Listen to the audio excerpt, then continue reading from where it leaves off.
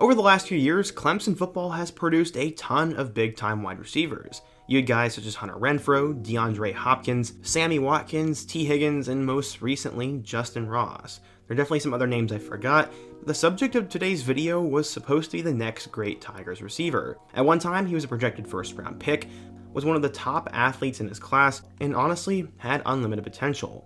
Unfortunately, his Clemson career has not gone to plan, and in today's video, we're going to tell his story, go through his entire career, talk about what has happened, and also why he could still save it all. But before we get started, we're so close to 100k, so be sure to hit that subscribe button, leave a like if you want to support today's video, and turn on post notifications so you never miss when I upload. Now, let's get started. So you're probably wondering who the subject of today's video is, and it is none other than current Clemson wide receiver Joe Ngata. But in order to understand what has gone wrong for Ngata, we first need to go back in time. This story actually starts back in a different country, as his father, Raymond Ngata, immigrated from the Republic of Cameroon to eventually attend the University of the District of Columbia. He had never visited America before he came over, but once he got here, he worked hard, raised a good family, and passed on some great athletic traits. The Ngata family was always big time, as they had an older brother named Ariel, who ended up playing at Washington.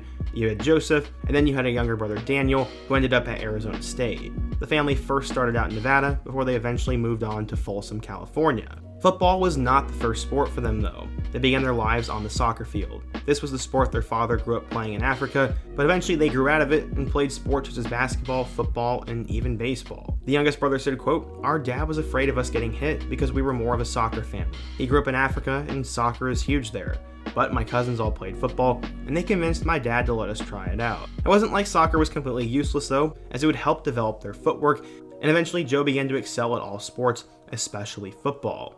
When he got to Folsom High School, he was every coach's dream for a wide receiver, and he began to show immense flash early on. This was the same high school that produced guys such as Jake Browning and Alabama offensive lineman Jonah Williams. For obvious reasons, Ngata quickly became the next big prospect out of the area, and the sky was going to be the limit for him. The school was about a half hour away from Sacramento, and things got huge for Joe when De'Aaron Fox came and watched the game and was so impressed by him that he actually tweeted about him. As a junior, Ngata caught 81 passes for 1,777 yards and 26 touchdowns while helping his team go undefeated and win a state championship. This, combined with insane athleticism, made him a blue-chip recruit and a player that coaches from all around the country wanted.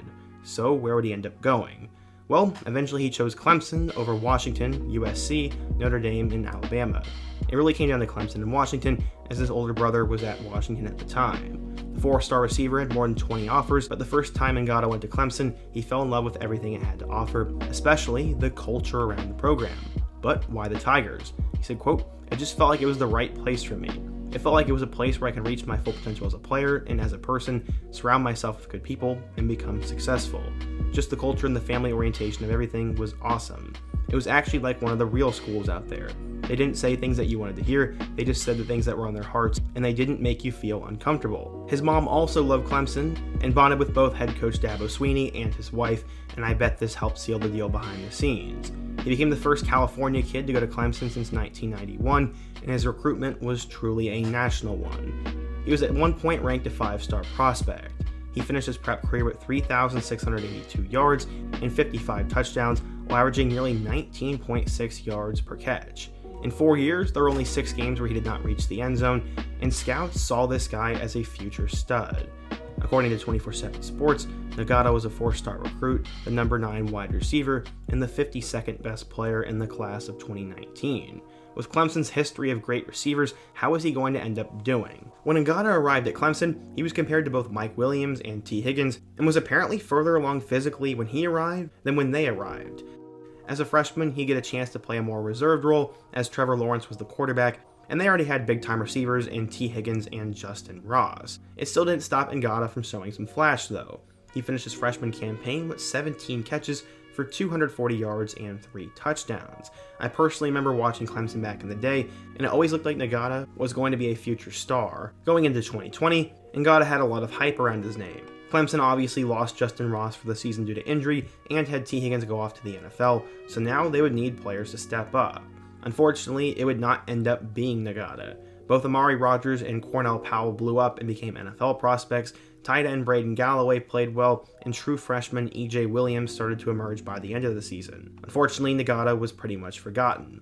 Against Wake Forest, he caught 3 catches for 48 yards, but then combined for 4 catches the remainder of the season and finished with 7 catches with 83 yards. Unfortunately, 2020 would be when he suffered his first injury, which would be an abdominal injury, which would hold him out for a couple of games, and this would foreshadow his future. Going into 2021, now both Powell and Rodgers were gone, so Ngata was projected to step up, and this is when mock drafts really started to put his name out there. According to the Greenville Online, one CBS NFL mock draft projected him as the number 12 overall pick to the Atlanta Falcons. I remember reading multiple mock drafts at the time, and Ngata was one of those guys that if he could put it all together, was going to play on Sundays, except that would not end up happening. Led by a new quarterback DJ Uiagalelei, Ngata really only had 2 big games. The first one came in their loss to number 5 Georgia, as he caught 6 passes for 110 yards. A couple weeks later, in a win over Boston College, he catch 4 passes for 111 yards. He catch his first touchdown of the season against Syracuse and finished the 2021 campaign with 23 catches for 438 yards and a touchdown. This was the best season of his career to this point, but it was not going to get him drafted in the first round. Many labeled him as a disappointment, but he was hungry to bounce back in a big way in 2022. He obviously did not declare for the draft, and Dabo Swinney had this to say. "I feel like I say this every year, and I'm almost afraid to say anything about Ngata. He's been unbelievable. He just looks like a pro. He looks like a pro, practices like a pro, and is always making plays like a pro. He just looks amazing." So how did he end up doing in 2022?